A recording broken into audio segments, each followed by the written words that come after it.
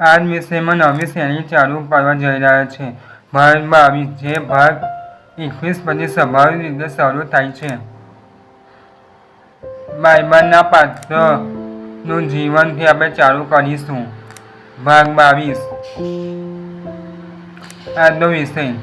જો ઈશ્વર તમને એક એવું કાર્ય સોંપે જે તમને અશક્ય લાગે તો શું તમે તેમનો વિશ્વાસ કરશો?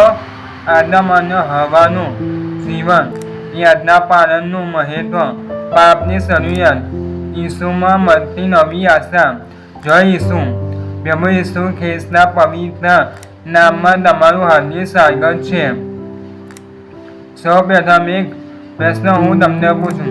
જો ઈશ્વર તમને કોઈ એવી યાતના આપે જે તમને સમજાતી ન હોય તો શું તમે તેમ છતાં તેમની યાતના પાછો? આ પ્રશ્ન પર વિચાર કરો. આજે આપણે બાઇબલના પ્રથમ માણસ અને પ્રથમ સ્ત્રી આદમ અને હવા ના જીવનમાંથી મહત્વનો પાઠ શીખીશું. નાની ઝલક. અત્યાર સુધી આપણે ભાગ 1 થી ભાગ 21 સુધી શીખ્યા. પ્રાર્થના કેવી રીતે કરવી, બાઇબલ કેવી રીતે વાંચવું, વિશ્વાસમાં કેવી રીતે વધવું, ઉપવાસનું મહત્વ, પવિત્ર આત્માની આગેવાની, ચર્ચમાં સંગતિ, સેવા, સાચી અને સુવાર્તા, મુશ્કેલીઓમાંથી વિશ્વાસ, પાપ સામે લડવું, જીવન ભરે ઈસુ સાથે ચાલવું. જો તમે ભાગ 1 થી ભાગ 21 હજુ સુધી જોયા નથી તો કૃપા કરીને પહેલા તે બધા ભાગો જરૂર જુઓ. આ શ્રેણી તમને ઈશ્વરના વચનમાં મજબૂત પાયો આપશે. હવે બીજો એક પ્રશ્ન હું તમને પૂછું. શું માત્ર એક વાર ઈશ્વરની યાતનાનો અનાદર કરવાથી પણ મોટું પરિણામ આવી શકે? ચાલો હવે બાઇબલમાંથી શીખીએ. આજનું બાઇબલ વચન છે ઉત્પત્તિ 2:16-17. યહોવા ઈશ્વરને માણસને યાતના આપી કે તું બાગના દરેક વૃક્ષનું ફળ આનંદથી ખાઈ શકે છે, પરંતુ સારા અને ખરાબ જ્ઞાનના વૃક્ષનું ફળ તું ખાશે નહીં, કારણ કે જે દિવસે તું તે ખાશે તે દિવસે તું નિશ્ચય મરી જશે. પહેલું, ઈશ્વરને આદમ અને હવાને શું આપ્યું? ઈશ્વરે તેમને સુંદર એદનનો બાગ આપ્યો. તેમને બધું આપ્યું, પરંતુ એક જ યાતના આપી. આ શીખવે છે કે ઈશ્વરની યાતના આપણા ભલા માટે હોય છે. બાઇબલનું વચન આપણને કહે છે ઉત્પત્તિ 2:15.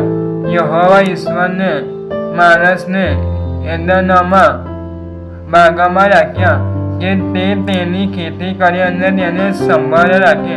બીજું, પાપની શરૂઆત કેવી રીતે થઈ? શેતાને હવાને છેતરવાનો પ્રયત્ન કર્યો. હવાએ ઈશ્વરના વચન કરતાં શેતાનની વાતો પર વિશ્વાસ કર્યો. પછી આદમે પણ યાતનાનો ભંગ કર્યો. પાપ દુનિયામાં પ્રવેશ્યું અને ઈશ્વર સાથેનો સંબંધ તૂટી ગયો. વચ્ચે એક પ્રશ્ન હું તમને ફરી પૂછું.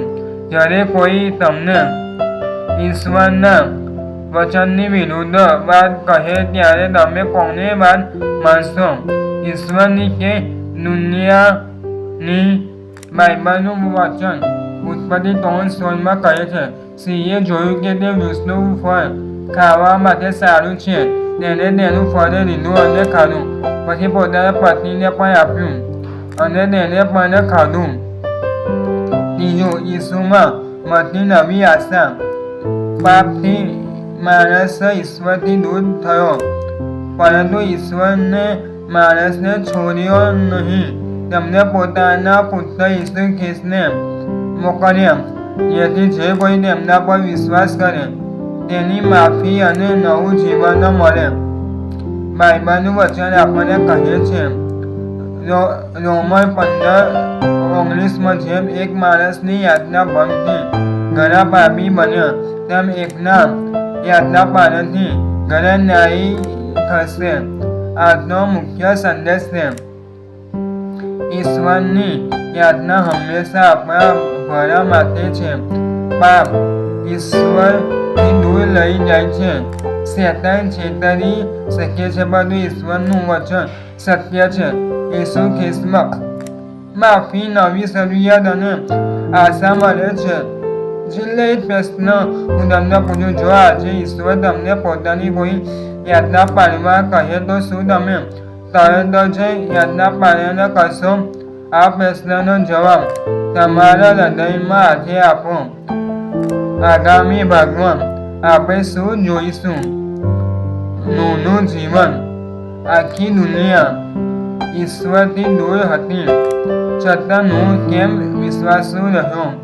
નૂહની નૌકા વિશ્વાસ, યાતના પાલન અને ઈશ્વરના વચન પર અડગ રહેવાનો પાઠ. જો આજનો વિડીયો તમને આશીર્વાદરૂપ લાગ્યો હોય તો તેને લાઈક કરો, શેર કરો અને ચેનલને સબસ્ક્રાઈબ કરવાનું ભૂલશો નહીં. પ્રભુ ઈસુ ખ્રિસ્ત તમને પોતાના વચનનું યાતના પાલન કરવાની બુદ્ધિ, શક્તિ અને વિશ્વાસ આપે. જય ઈસુ. ફરી મળીશું આગામી ભાગમાં. આમેન.